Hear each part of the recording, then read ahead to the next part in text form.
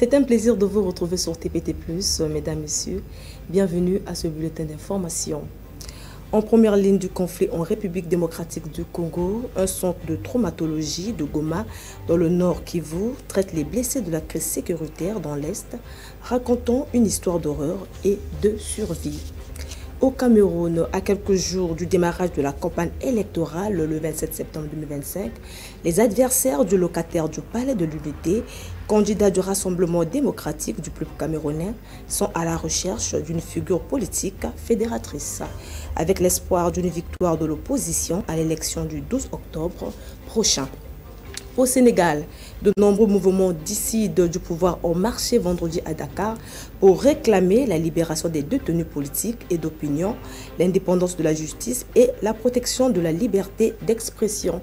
Ce sont les premières grandes manifestations de l'opposition depuis la présidentielle de mars 2024.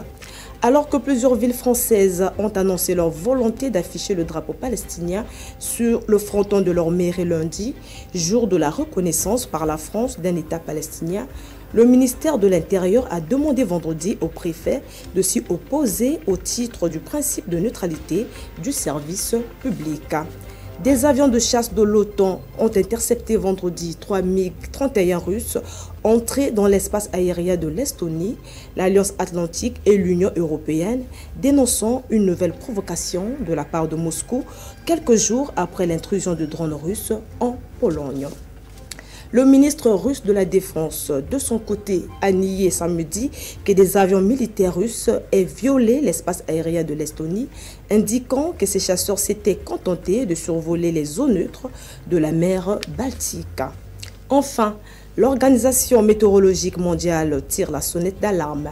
Les ressources en eau de la planète sont de plus en plus menacées par le changement climatique avec des conséquences majeures sur les populations et leurs moyens de subsistance. C'est la fin de ce bulletin d'information. Merci de l'avoir suivi. Mesdames, Messieurs, prenez soin de vous. Au revoir.